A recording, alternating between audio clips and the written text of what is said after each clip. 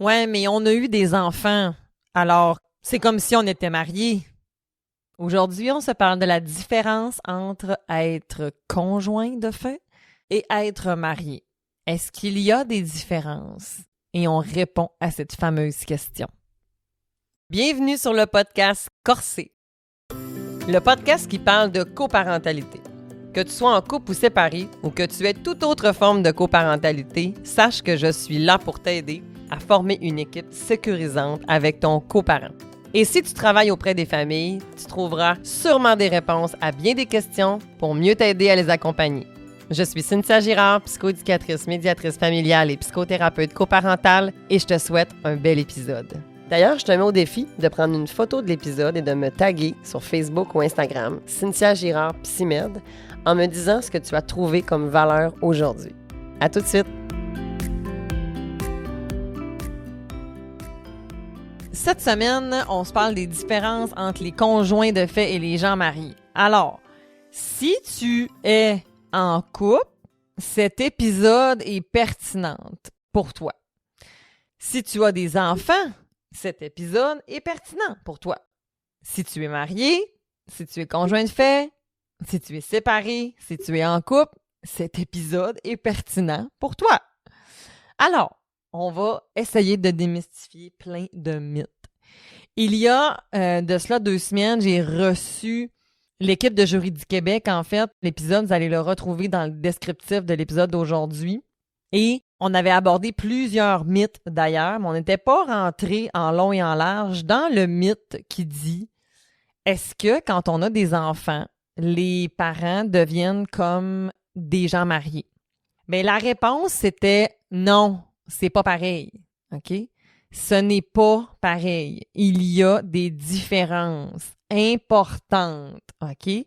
Donc, c'est important qu'on fasse un peu de lumière là-dessus puis qu'on s'en parle. Alors, je vais essayer de rendre ça le plus clair possible et le plus agréable possible. Certaines notions seront peut-être plus ardues que d'autres. Si vous avez des questions, ben vous m'écrirez, ça va me faire plaisir de pouvoir vous répondre.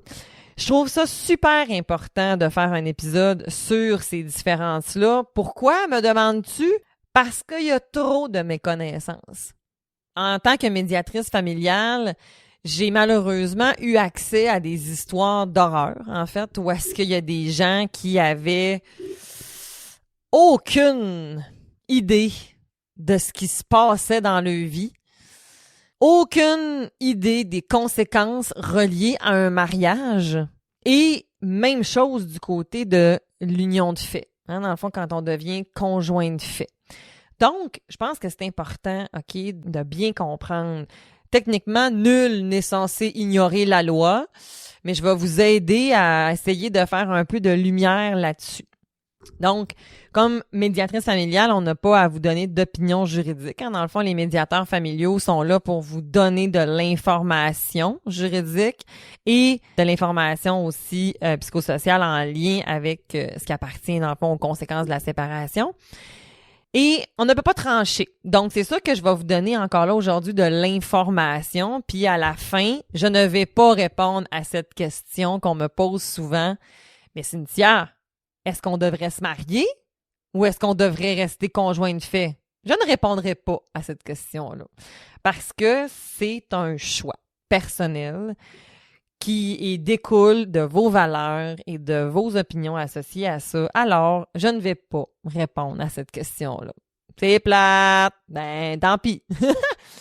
Donc, la chose en fait, c'est sûr que au niveau, mettons, du code civil, OK? Au niveau du code civil, les gens qui sont mariés, ben il y a des choses qui vont les lier. OK, on va accorder aux époux plusieurs droits et obligations. OK, alors que dans le code civil, l'union de fait n'est pas reconnue dans le sens que les conjoints de fait sont considérés au sens du code civil comme 2 personnes, OK, qui sont sans lien entre eux.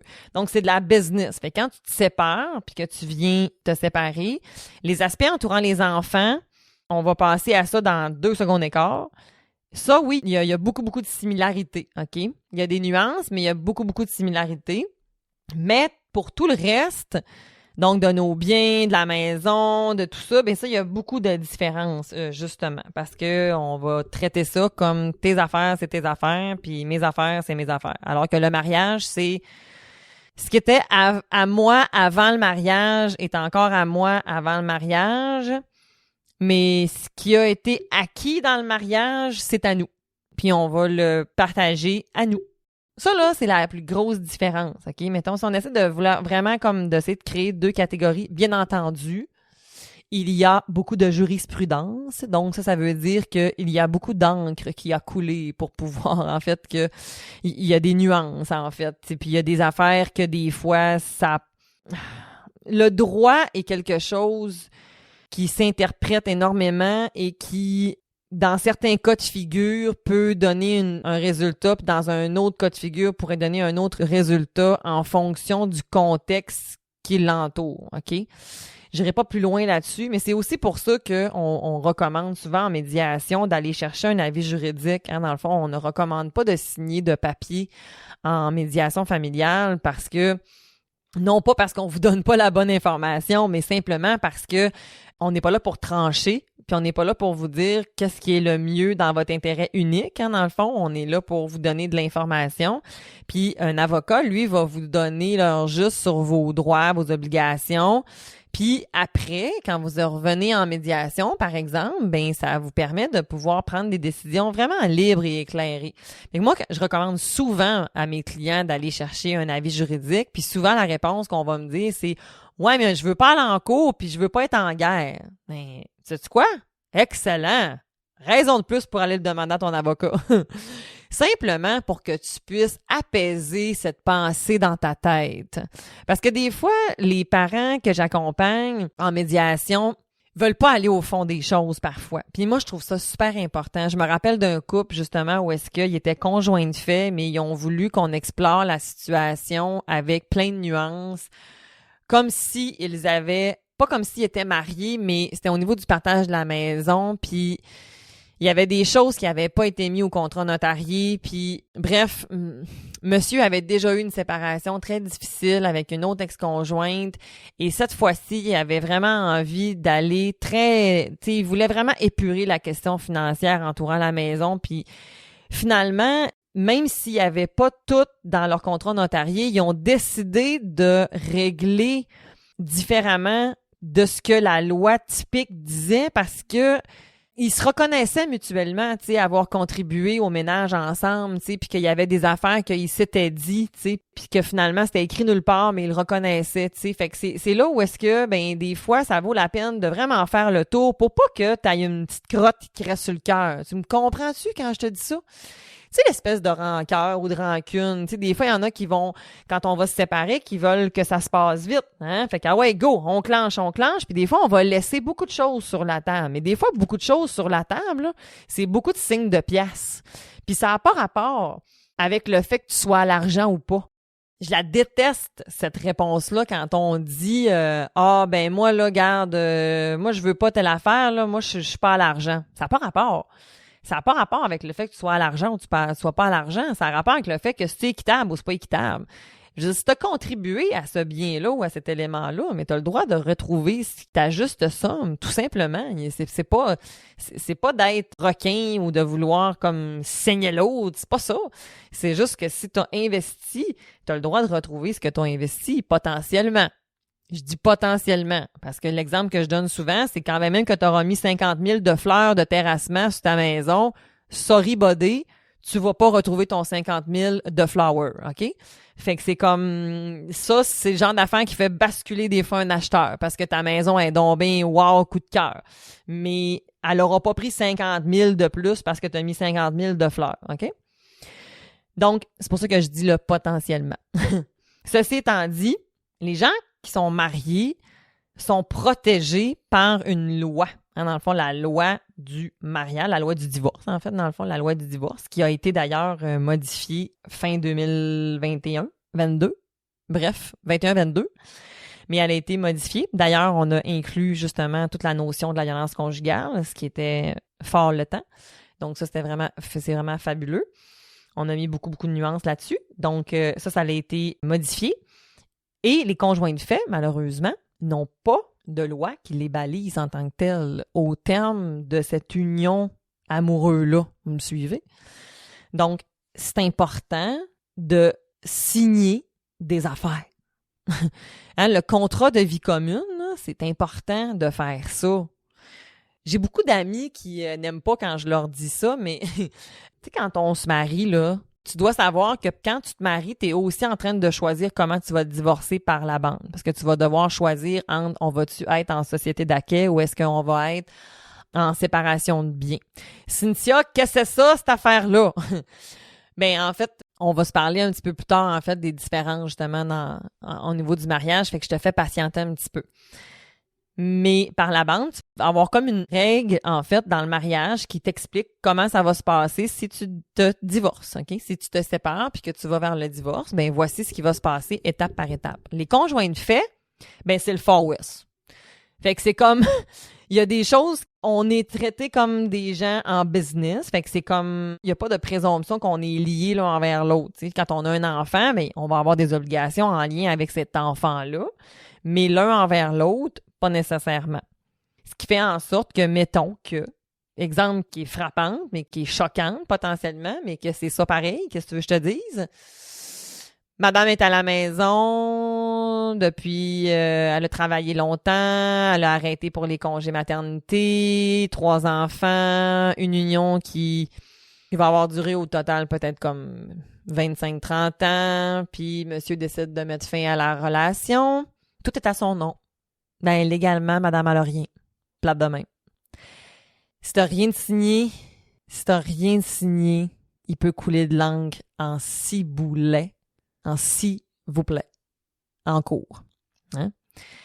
C'est d'ailleurs ce qui avait été le cas avec Éric et Lola, hein, dans le fond, qui est un cas, en fait, d'une situation de conjoint de fait qui avait voulu démontrer qu'ils étaient liés ensemble. Là, justement, il y avait comme des éléments en lien avec le mariage qui voulaient être reconnus, mais ça n'avait pas été fait. Je sais qu'il y a une volonté en ce moment quand même de pouvoir remanier les gens qui sont conjoints de fait parce que c'est sûr qu'il y a de moins en moins de mariages, hein, dans le fond, au Québec. Et il faut savoir qu'au Québec, on n'est pas comme le reste du Canada.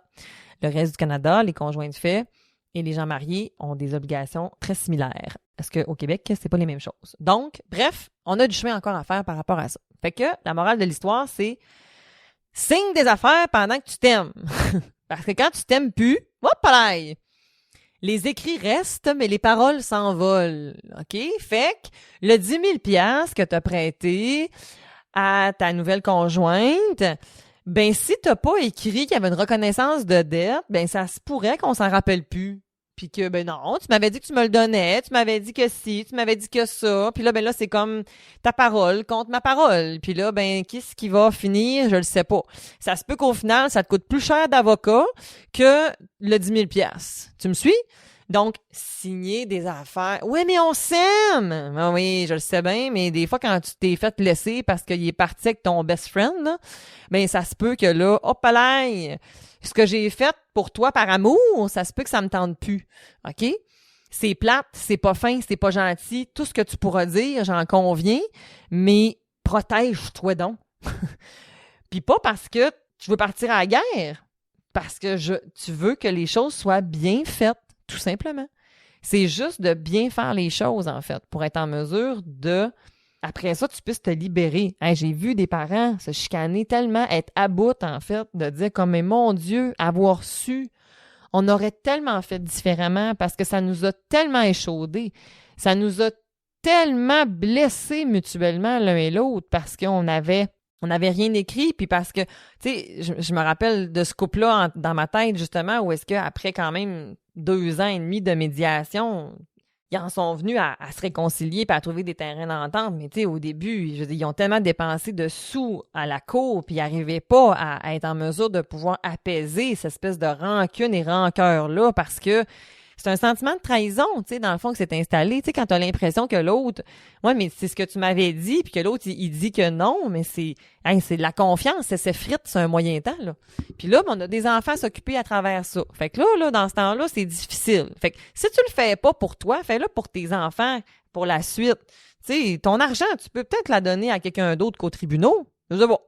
En tout cas, rendu là, c'est à toi de voir.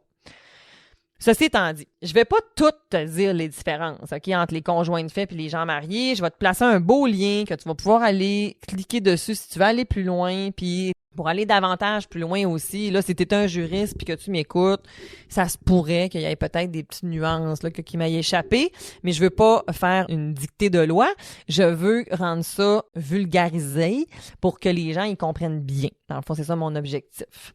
Puis, je l'ai dit tantôt, de toute façon, je vous réfère à tout bout de champ parce que je considère que notre travail est extrêmement complémentaire. L'un et l'autre sont nécessaires pour le bon fonctionnement des familles. Bon, ceci étant dit, maintenant, on va se parler justement de la grosse nuance entre justement, en fait, les enfants. OK, on va se parler des enfants quelques minutes parce que c'est la question qui te brûle sur les lèvres, j'en doute même pas. Mais dans le fond, les enfants dont la filiation est établie ont tous les mêmes droits et obligations, peu importe les circonstances de leur naissance, qu'on soit marié ou qu'on soit conjoint de fait. OK? Donc, on est obligé de s'occuper de nos enfants, puis on a des droits et des obligations associées à ça. OK? Par contre, quand on est marié, OK, il peut y avoir une protection en lien avec la résidence familiale, alors que quand on est conjoint de fait, il n'y a pas cette protection-là, OK, dans le fond, qui peut être là. Ça voudrait dire, mettons, que pendant que tu es marié, pendant la séparation, la cour pourrait décider qu'il va en avoir un qui va rester dans la maison pour préserver, là, en fait, la situation familiale et tout ça en attendant que la situation se place. Et là, j'ai oublié de faire une petite nuance, en fait, tout à l'heure, parce que il faut savoir, dans le fond, que le mariage puis l'union civile, c'est deux choses, en fait, qui sont quand même similaires, mais l'union de fait, là, ça, c'est quand on est conjoint de fait, OK? Quand une personne est en couple, puis à vie avec une personne, au niveau fiscal, on va parler habituellement de comme 1 an, ou qu'on a des enfants ensemble, OK, dans le fond, puis qu'on vit ensemble, et là, on va être appelé à dire qu'on est des conjoints de fait, OK? Donc, c'est-à-dire qu'elles cohabitent sans toutefois être mariés ni unis civilement, OK? Les gens qui sont mariés, ben dans le fond, là, on va avoir des droits et des obligations, en fait, associées à ça. Et en union civile, dans le fond, le mariage, ben ça vient avec, dans le fond, avec l'Église. Puis l'union civile, ben c'est quand on va se marier au palais de justice, dans le fond. Puis pourquoi l'union civile avait été créée, dans le fond, c'était en lien avec les mariages pour les conjoints de même sexe. Ça, c'était en 2002. Alors que là, maintenant, depuis 2005, les couples de même sexe peuvent aussi avoir accès, dans le fond, au mariage. Donc ça, c'était une petite nuance. Par contre, je ne vais pas faire cette nuance-là qui est constamment pendant le reste de l'épisode. Je vais considérer comme marié puis conjoint de fait, OK? Comme ça va être plus simple pour tout le monde. Donc, pour les enfants, ben c'est sûr en fait qu'au niveau de la filiation, dans le fond, le lien de parenté, ben il faut savoir en fait que la filiation va se prouver avec l'acte de naissance, dans le fond, quelle que soit la circonstance. Les gens qui sont mariés, par exemple, il y a une présomption de paternité, OK? Si l'enfant est né dans le mariage ou 300 jours après la dissolution ou l'annulation de ce mariage-là. Alors que la présomption de la paternité dans les conjoints de fait ne s'applique pas. On va devoir la reconnaître et tout ça, puis il y a comme plusieurs autres nuances là-dessus, mais ça, c'est une nuance qui est importante, OK? Le nom, dans le fond, le nom des enfants peuvent donner le nom, en fait, de l'un ou de l'autre. Ça n'a pas d'importance. Ça n'a pas de nuance à l'un et à l'autre. Les droits et les obligations, bien, c'est les mêmes, OK? Donc, on va devoir, en fait, satisfaire les droits et obligations envers les enfants, que ce soit au niveau de la garde, dans le fond, du temps parental, donc de l'entretien, de l'éducation, de la surveillance, de la nourriture, OK? Il y a une pension alimentaire, donc la loi, dans le fond, sur la pension alimentaire pour les enfants, et la question aussi de l'autorité parentale. J'ai abordé ce sujet-là et tu as le lien de l'épisode dans le descriptif d'aujourd'hui si tu veux aller plus loin par rapport à ça. OK? Les nuances avec la fameuse autorité parentale. OK? Donc, qu'on soit conjoint de fait ou qu'on soit marié, ça, c'est la même affaire. Donc, la pension alimentaire, qu'on soit conjoint de fait ou qu'on soit marié pour les enfants, c'est la même affaire. On doit contribuer, en fait, aux aliments de nos enfants et voilà. Donc, ça, c'est ce qui appartient, en fait, aux enfants de façon générale. Maintenant, si on va, en fait, un peu plus au niveau des biens, OK, dans le fond, maintenant, bien, c'est sûr que les droits et les obligations envers les conjoints, quand on est des conjoints mariés, bien, on se doit, en fait, mutuellement le respect, la fidélité et le secours et l'assistance. Et c'est d'ailleurs, en fait, quand on fait une demande de divorce, on va invoquer un de ces 3 éléments-là, dans le fond. Donc, soit on a infidélité, OK, qui pourrait amener à devancer une demande de divorce. Autrement, on doit attendre minimum 1 an, OK, de séparation où est-ce qu'on ne vit plus ensemble parce que un des obligations du mariage, c'est de vivre ensemble. Donc, si ce devoir-là n'est pas présent pendant 1 an, on est admissible au divorce. Ou si on a un des 3 autres éléments que je viens de vous nommer qui ne serait pas présent. Donc, fidélité, si j'ai de l'infidélité, je serais admissible, en fait, à pouvoir demander un divorce plus rapidement. Si on a cruauté mentale, hein, dans le fond, si je démontre aussi, dans le fond, que le secours et assistance, le respect n'a pas été maintenu, n'a pas été présent, ça pourrait aussi faire devancer, justement, une demande de divorce ou encore même voir une annulation, OK? Donc, je ne vais pas plus loin là-dedans. Les conjoints de fait, bien, en fait, n'ont pas de droit, ni de devoir, ni d'obligation spécifique l'un envers l'autre, OK? La seule obligation qu'ils ont, en fait, c'est le contrat de vie commune qu'ils vont avoir signé en lien avec une potentielle séparation. Donc, c'est pour ça que c'est important de venir faire de petits écrits. Hein? Puis des fois, j'ai des gens qui vont dire « Ouais, mais nous, on a un testament. » Ben c'est super, mais quand tu te sépares, ça veut pas dire que tu meurs. Fait que ton testament, ça n'a pas rapport avec ton union, là, en fait, qui va se dissoudre. OK? Donc, ça, c'est important. Ensuite, ben c'est sûr, en fait, qu'il y a, en lien avec la charge du ménage, OK?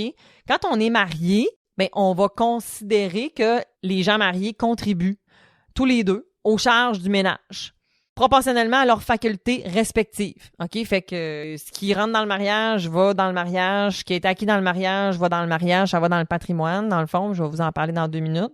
Tandis que les conjoints de fait, eux, on n'a pas ça. Il n'y a pas cette obligation-là nécessairement. Encore là, moi, des fois, pour aider les gens à voir un peu, je vais leur demander un peu comment fonctionnait leur budget, tu sais. Mais des fois, le budget n'a pas nécessairement toujours été établi de façon non plus équitable. Tu sais, si, mettons, je sais pas, moi, monsieur fait 300 000, madame fait comme 30 000, mais ils ont tout le temps mis 50-50. Ben, tu sais, il y en a un des deux qui doit avoir de la difficulté à vivre ses fins de mois, là, tu sais. Ben, dépendamment de c'était quoi leur bien, là, bien entendu, mais tu sais, clairement, il y en a un des deux qui avait pas la même capacité, là, en fait. Donc, voilà. Justement, OK, le patrimoine familial versus les conjoints de fait. Quand on est marié, les conjoints de fait, on va avoir un patrimoine familial, OK? Donc, le patrimoine familial, ça regroupe tous les biens que la famille va utiliser, peu importe à qui elle appartient, OK? C'est sûr que quand il y a des biens qui étaient là, présents avant le mariage, ça va être des biens qui t'appartiennent à toi. Mais quand on a acquis des choses et qu'on a des choses dans notre mariage, mettons par exemple la maison. OK, ben mettons la maison, tu l'avais achetée avant, puis là tu t'es marié, puis là la famille est là, ben il y a une portion qui va être attribuable au patrimoine. Il y a une portion qu'on va pouvoir extraire, la somme en fait dans le fond de ce partage-là. Il va y avoir ta mise de fonds que tu avais mis, mettons, ben tu vas pouvoir aller la rechercher potentiellement, mais sinon, ben la maison en tant que telle, la résidence où vit la famille, parce que les enfants étaient dedans, parce que la famille était dedans, ben ça appartient au patrimoine familial. Les meubles qui ornent la maison, hein, dans le fond, qui sont dans la maison, vont aussi faire partie du patrimoine. Les véhicules. Il y a plusieurs autres choses, dans le fond, qui vont rentrer, les fonds de pension, les REER, donc le régime de retraite, la régie des rentes, hein, dans le fond, qui va être inclus dans le patrimoine qu'on va pouvoir, en fait, se partager. Mais encore là, il y a des affaires qui peuvent être exclues. Ça va dépendre, en fait, de la manière dont on a réglé le régime matrimonial. Le régime matrimonial, qu'est-ce que c'est? Ben, c'est en fait, justement, c'est que tout ce qu'on avait, mettons, avant, ou certains propres, nos biens propres, comment on va les traiter, en fait, une fois qu'on va se séparer. Est-ce qu'on va être en société d'acquêt ou est-ce qu'on va être en contrat de mariage, en séparation de biens. Donc, en séparation de biens, ça ressemble un peu à quand on est conjoint de fait. Donc, nos biens qui nous sont propres, chacun va les garder. Puis, ce qui, mettons, on est en société d'acquêt, bien là, à ce moment-là, ça va être partageable. Je voudrais pas aller plus loin parce que c'est quand même complexe, j'en conviens. Donc, c'est simplement pour vous dire qu'il y a des choses qui appartiennent vraiment à la famille qui sont pas indissociables de l'un et de l'autre. Alors que dans le conjoint de fait, chaque bien appartient à celui qui l'a acheté. Fait que si tu as acheté la table de cuisine à 2, ben elle est à 2. Mais s'il y en a un des deux qui l'a acheté, ben techniquement, elle est à celui qui l'a acheté. OK? Donc, c'est pour ça que on doit bien avoir identifié qu'en était-il, tu sais, mais on n'a pas les mêmes, c'est pas la même chose par rapport aux gens mariés. Les gens mariés, comme pas de questions à se poser. C'est comme, vous avez mangé à cette table-là, elle fait partie du patrimoine. Tu sais, c'est comme, fait qu'on est partageable à deux, tu sais. Fait que c'est comme, comment dire, potentiellement plus facile de pouvoir délimiter justement qui est à qui, tu sais, en fait. Parce que tout est déjà balisé, OK? Donc, c'est pour ça que les dettes, justement, c'est comme les dettes, mais ça va dépendre justement de comment on a géré les conjoints de fait. Vos dettes vous appartiennent, tu sais, tandis que dans les gens mariés, ben il y a une certaine solidarité, en fait, justement, qu'on va devoir assumer ensemble. La résidence familiale, ben c'est ça aussi, c'est la même chose, hein, dans le fond, que ça va dépendre du contrat notarié, donc pour les conjoints de fait. Tandis que pour les gens qui sont mariés, ben la résidence familiale, être celle où les membres de la famille exercent leur principale activité, donc va être inclus dans le patrimoine. Mais il y a des nuances, dans le fond, par exemple, quand on fait le partage, dépendamment de ce qui a été fait avant ou non mariage. Donc, tout ce qui appartient au fonds de pension, puis la question de la retraite, bien, il y a des nuances importantes entre les gens qui sont conjoints de fait et les gens qui sont mariés. Les gens qui sont mariés peuvent avoir un partage. Les gens qui sont conjoints de fait peuvent aussi avoir un partage, toutefois, doivent être volontaires.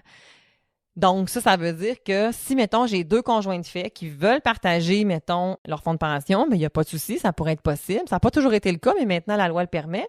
Alors que s'il y en a un des deux qui veut pas, on ne pourra pas aller bien plus loin. Tandis que dans le mariage, qu'il y en ait un des deux qui veut pas, ben, sorry, ça fait partie de ton partage du patrimoine, fait qu'on va devoir, oui, séparer, que ça te tente ou pas. Donc, ça fait partie des règles du mariage, dans le fond.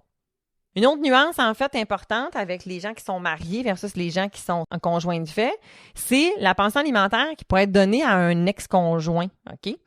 Donc, suite à la rupture, le tribunal pourrait accorder au conjoint le moins fortuné une pension alimentaire s'il n'est pas financièrement autonome. Hein, dans le fond, la pension alimentaire, on en a beaucoup parlé avec l'équipe de Jury du Québec. Je vous rappelle que l'épisode est dans le descriptif pour aller plus loin là-dessus, mais ça s'arrête pas à 18 ans quand on est un enfant.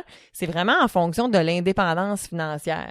Ben, quand on est marié, on va identifier aussi la même recette. Donc, ça vient protéger le modèle que je parlais un peu plus tôt. Tu sais, comme ma madame qui a travaillé pendant un petit bout, là, elle est enceinte, elle est congé maternité, elle arrête de travailler, finalement, elle retourne pas sur le marché du travail. C'est monsieur qui travaille. C'est un cas un peu typique qu'on a de moins en moins par contre, mais quand même. Et que là, si on arrive à se séparer, ben madame, elle se retrouve pas avec absolument rien, là, parce qu'on considère d'entrée de jeu qu'elle a contribué au ménage. Alors que, entre toi puis moi, je suis bien d'accord avec le fait que les conjoints de fait, elle a contribué aussi. Sauf qu'actuellement, légalement, c'est pas balisé. Donc, si on a de la bonne foi autour de tout ça, il pourrait avoir potentiellement une compensation qui soit fait, mais ça devrait être prévu dans un contrat de vie commune, OK? Ou dans une entente, là, dans le fond notarié par la suite, bref, dans un document légal, tu sais. Mais d'entrée de jeu, il n'y a pas de droit associé à ça nécessairement, OK? Bon, bien entendu, il y a des clauses, il y a des éléments, on parlera pas en long et en large, mais de l'enrichissement injustifié. Qu'est-ce que c'est cette affaire-là? Ben en fait, c'est ce que ça veut dire, c'est que il y a certains cas, et là, écoute, c'est vraiment par cas de figure. Chaque cas est traité en cas d'espèce. On va vraiment évaluer, la cour va vraiment évaluer, mais pourrait être démontré, par exemple, que, mettons, exemple typique, mettons, mais comme un exemple un peu comme, tu sais, stéréotypé. Monsieur, madame, son conjoint de fait, je sais pas, mettons, madame travaillait, madame, au moment quand elle a des enfants, reste à la maison, monsieur a une ferme. Madame va faire la comptabilité sans être rémunérée pendant 15 ans dans cette ferme-là. Ce à quoi monsieur reconnaît, oui, qu'effectivement, elle a fait de la comptabilité, nanana, qu'il l'a jamais payé, et que au moment où est-ce qu'il se sépare, ben là, il pourrait avoir lieu de peut-être regarder, en fait, que, ben, le fait que monsieur s'est sauvé un salaire de comptable pendant 15 ans, ben ça l'a permis d'enrichir la ferme, tu sais, vous me suivez? Fait que, tu sais, il pourrait avoir, dans certains cas, à explorer, est-ce qu'il y aurait potentiellement un enrichissement injustifié, soit d'une part ou l'autre. Dans le fond, ce qu'on veut pas, c'est qu'il n'y en ait pas un des deux qui s'est enrichi sur le dos de l'autre ou qui s'est appauvri, en fait. Vous me suivez? Donc ça, c'est des nuances qui peuvent être importantes. Donc, voilà. Ça, c'est le petit élément en lien avec la pension alimentaire pour ex-époux, ex-épouse ou avec les conjoints quand on le souhaite. Alors, il y a bien entendu plusieurs autres nuances, OK, en lien avec le mariage et les conjoints de fait. Je crois avoir fait le tour, en fait, quand même, de ceux qui sont les plus, pas les plus importants, mais oui, quand même, les plus importants, les plus grosses nuances, là, tu sais, les autres, en fait, on est dans, tu sais, comme si, mettons, tu déménages, si tu changes d'emploi, bref, il y a comme la loi fiscale, il y a comme plusieurs affaires là-dessus, mais tu sais, je voudrais pas rentrer dans toutes ces nuances-là, je sais que c'était déjà quand même un peu ardu, mais quoique très nécessaire comme discussion. Alors, j'espère que j'ai été pertinente. J'espère que tu as quand même bien été en mesure de faire les distinctions. Puis j'aimerais vraiment beaucoup que si tu as des questions qui demeurent dans le descriptif de l'épisode, oui, tu peux m'écrire, mais sache que il y a des ressources, en fait, qui peuvent être possibles, OK? Le service de justice de proximité de ta région peuvent donner de l'information, en fait, en lien avec quand on va se séparer, comment ça fonctionne et tout ça. Ils peuvent donner de l'information par rapport à ça. L'aide juridique, si tu es admissible à l'aide juridique, peuvent donner des informations aussi, bien entendu. Des sites comme Juridique Québec, le ministère de la Justice offrent aussi plusieurs informations. Je vous les ai toutes placées, OK, dans le descriptif d'aujourd'hui. Vous pouvez aller voir. Et bien entendu, les avocats, les notaires sont les experts, en fait, pour pouvoir vous donner vraiment leur juste associé, justement, à les conséquences d'une séparation quand on est marié ou quand on est conjoint de fait. Et, bien entendu, être informé, c'est important et nécessaire. Ça veut pas dire que tu joues dans le dos de l'autre, ça veut pas dire que quoi que ce soit. Tu as le droit de bien d'avoir les informations pour pouvoir prendre de bonnes informations, OK? Je ne peux pas vous laisser sans glisser un mot que si tu vis une situation de violence conjugale, il y a 4 heures qui sont disponibles gratuitement avec l'aide juridique pour aller chercher de l'information. Ne t'en prive pas. Contacte-le pour être en mesure de pouvoir avoir la bonne information aussi, c'est important. Et sur ce, je vous souhaite de réviser vos papiers. En fait, de mettre à jour vos documents et que si ça va bien, ben c'est super. T'sais, écrivez-vous des beaux affaires que vous allez signer. Discuter d'argent, c'est pas toujours évident, mais c'est tellement nécessaire. Tellement nécessaire. Surtout quand on est des enfants, parce que je pense sincèrement que l'argent qu'on a, ceux qui devraient en profiter le maximum au final, c'est nous et nos enfants. Alors, si on se sépare, ben déjà que parfois, on va vivre des chamboulements, dans le fond, au niveau financier. Fait que si on peut garder nos économies, garder notre argent, en fait, au lieu de la dépenser en litige en cours pour se comprendre. Donc, vaut mieux le faire en amont, en prévention, que de le faire après, en réaction, ou est-ce que des fois, ça nous coûte beaucoup plus cher. Des fois, j'ai beaucoup de gens qui vont dire « Ouais, mais un contrat notarié et tout ça, ça coûte des sous. » Mais un divorce en litige en cours, ça peut te coûter vraiment beaucoup plus cher. Fait que t'es aussi bien Des fois, ça vaut la peine de peser ce pour et ce contre-là. Alors, bonne semaine à toi et on se revoit la semaine prochaine. Bye! Merci d'avoir été avec moi. C'est pour cette raison-là que je vulgarise la recherche et la littérature. Parce que mon but à moi, c'est de rendre les relations plus optimales. Est-ce que tu savais que j'offrais 2 accompagnements? Un qui permet aux parents en couple ou séparés d'être cohérents et de former une équipe sécurisante pour leurs enfants. Et mon autre s'adresse aux parents séparés ou qui sont recomposés et qui aimeraient réussir leur coparentalité et leur recomposition familiale pour enfin léguer un modèle sain et inspirant pour leurs enfants. Dans les 2 cas, l'objectif est de montrer aux enfants qu'une famille, ça ne se définit pas par sa forme, mais plutôt par les connexions qu'elle crée les uns avec les autres. Si ça t'intéresse, écris-moi à consultation@girardcynthia.com. On se voit la semaine prochaine. Bye bye!